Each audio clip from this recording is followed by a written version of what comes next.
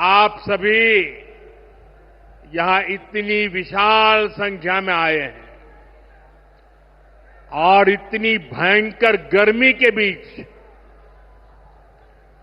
और आज इस कार्यक्रम से देश के 18 राज्य और केंद्र शासित प्रदेशों से भी लाखों लोग ऑनलाइन आज यहां हमारे साथ जुड़े हैं। अनेक राज्यों के राज्यपाल, मुख्यमंत्री, लेफ्टिनेंट गवर्नर, अन्य जनप्रतिनिधि आज हमारे साथ हैं। मैं देश भर से जुड़े सभी महानुभावों का,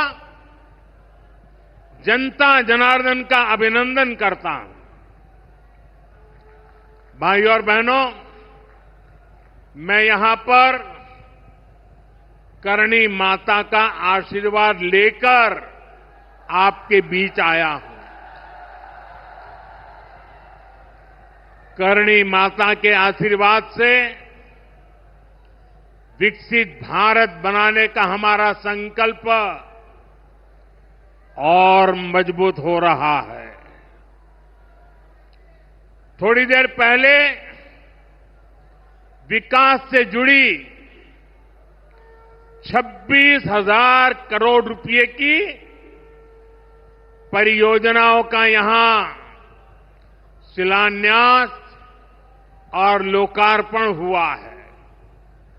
मैं इन परियोजनाओं के लिए देशवासियों को, राजस्थान के मेरे भाई बहनों को बहुत बहुत बधाई देता हूं। साथियों, विकसित भारत बनाने के लिए आज देश में आधुनिक इंफ्रास्ट्रक्चर बनाने का बहुत बड़ा महायज्ञ चल रहा है। हमारे देश की सड़कें आधुनिक हो, हमारे देश के एयरपोर्ट आधुनिक हो, हमारे यहां रेल और रेलवे स्टेशन आधुनिक हो, इसके लिए पिछले 11 साल में अभूतपूर्व गति से काम किया गया है। आप कल्पना कर सकते हैं, इंफ्रास्ट्रक्चर के इन कामों पर देश पहले जितना पैसा खर्च करता था, आज उससे 6 गुना ज्यादा पैसा खर्च कर रहा है। 6 गुना ज्यादा। आज भारत में हो रहे इन विकास कार्यों को देखकर दुनिया भी हैरान है। आप उत्तर में जाएंगे तो चिनाब ब्रिज जैसा निर्माण देखकर लोग हैरान हैं। पूर्व की तरफ जाएंगे तो अरुणाचल की सेला टनल, असम का बोगीबिल ब्रिज आपका स्वागत करते हैं। पश्चिम भारत में आएंगे तो मुंबई में समंदर पर बना अटल सेतु नजर आएगा। सुदूर दक्षिण में देखेंगे तो पंबन ब्रिज मिलेगा, जो अपनी तरह का देश का पहला ब्रिज है। साथियों, आज भारत अपनी ट्रेनों के नेटवर्क को भी आधुनिक कर रहा है।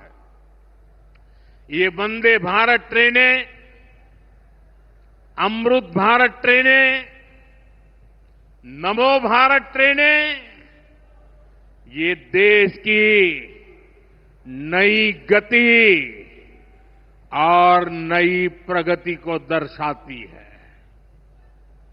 अभी देश में करीब 70 रूट पर वंदे भारत ट्रेनें चल रही है।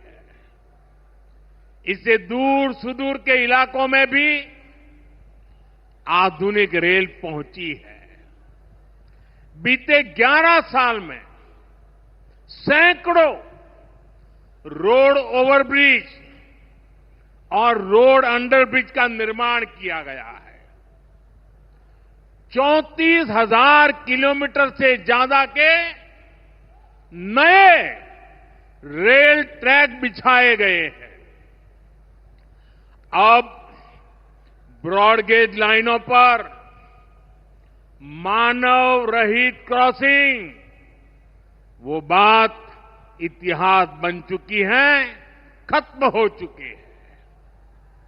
हम मालगाड़ियों के लिए अलग से स्पेशल पटरियां, डेडिकेटेड फ्रेट कॉरिडोर का काम भी तेजी से पूरा कर रहे हैं। देश के पहले बुलेट ट्रेन प्रोजेक्ट पर काम चल रहा है और इन सबके साथ ही हम एक साथ देश के करीब 1300 से अधिक रेलवे स्टेशनों को भी आधुनिक बना रहे हैं। साथियों, आधुनिक हो रहे इन रेलवे स्टेशनों को देश ने अमृत भारत स्टेशन का नाम दिया है। आज इनमें से 100 से अधिक अमृत भारत स्टेशन बनकर के तैयार हो गए हैं। सोशल मीडिया पर भी लोग देख रहे हैं कि इन रेलवे स्टेशनों का पहले क्या हाल था और अब कैसे इनकी तस्वीर बदल गई है। साथियों, विकास भी, विरासत भी, इस मंत्र का इन अमृत भारत रेलवे स्टेशनों पर उसका नजारा साफ साफ दिखाई देता है। ये स्थानीय कला और संस्कृति के भी नए प्रतीक है। जैसे राजस्थान के मांडलगढ़ रेलवे स्टेशन पर महान राजस्थानी कला संस्कृति के दर्शन होंगी। बिहार के थावे स्टेशन पर मां थावे वाली के पावन मंदिर और मधुबनी चित्रकला को दर्शाया गया है। मध्य प्रदेश के ओरछा रेलवे स्टेशन पर आपको भगवान राम की आभा का एहसास होगा। श्रीरंगम स्टेशन का डिजाइन भगवान श्री रंगनाथ स्वामी जी के मंदिर से प्रेरित है। गुजरात का डाकोर स्टेशन रणछोड़राय जी से प्रेरित है। तिरुवन्नामलई स्टेशन द्राविड़ वास्तुकला के अनुसार डिजाइन किया गया है। बेगमपट स्टेशन पर आपको काकतीय साम्राज्य के समय का आर्किटेक्चर देखने को मिलेगा। यानी हर अमृत स्टेशन पर आपको भारत की हजारों साल पुरानी विरासत के दर्शन भी होंगे। ये स्टेशन हर राज्य में टूरिज्म को भी बढ़ावा देने के माध्यम बनेंगे, नौजवानों को रोजगार के नए मौके देंगे और मैं उन शहर के नागरिकों को रेलवे में यात्रा करने वाले पैसेंजर से प्रार्थना करूंगा, ये सारी संपत्ति के मालिक आप हैं। कभी भी वहां गंदगी न हो, इस संपत्ति का नुकसान न हो, क्योंकि आप उसके मालिक हैं। साथियों, इंफ्रास्ट्रक्चर बनाने के लिए जो पैसा सरकार खर्च करती है वो रोजगार भी बनाता है, व्यापार कारोबार भी बढ़ाता है।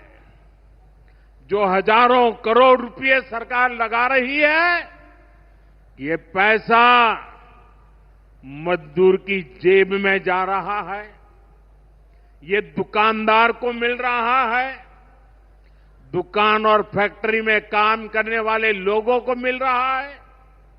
रेत, बजरी, सीमेंट, ये सारी चीजें ढोने वाले ट्रक, टेम्पो चलाने वालों को भी इससे फायदा होता है। और जब ये इंफ्रास्ट्रक्चर बनकर तैयार हो जाता है तो फिर अनेक गुना और फायदे होते हैं। किसान की उपज कम कीमत में बाजार तक पहुंचती है, वेस्टेज कम होती है, जहां सड़कें अच्छी होती हैं, नई ट्रेनें पहुंचती हैं, वहां नए उद्योग लगते हैं, पर्यटन को बहुत बढ़ावा मिलता है।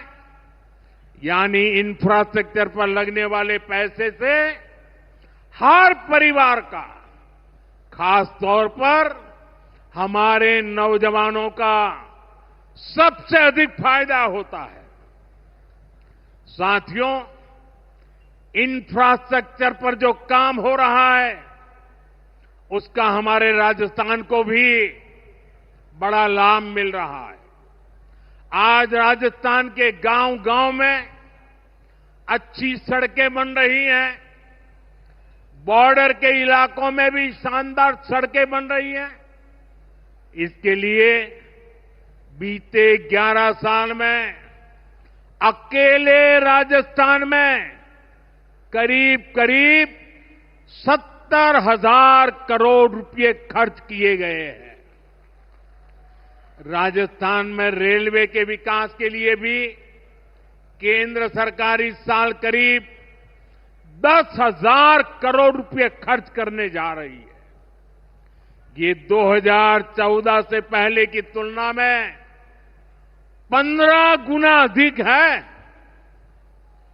अभी थोड़ी देर पहले ही यहां से मुंबई के लिए एक नई ट्रेन को हरी झंडी दिखाई गई है।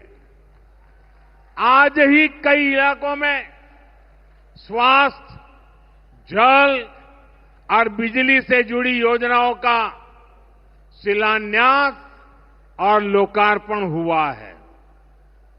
इन सारे प्रयासों का लक्ष्य है हमारे राजस्थान के शहर हो या गांव तेजी से उन्नति की ओर बढ़ सके। राजस्थान के युवाओं को उनके शहर में ही अच्छे अवसर मिल सके। साथियों, राजस्थान के औद्योगिक विकास के लिए भी डबल इंजन सरकार तेजी से काम कर रही है। अलग अलग सेक्टर्स के लिए यहां भजनलाल जी की सरकार ने नई औद्योगिक नीतियां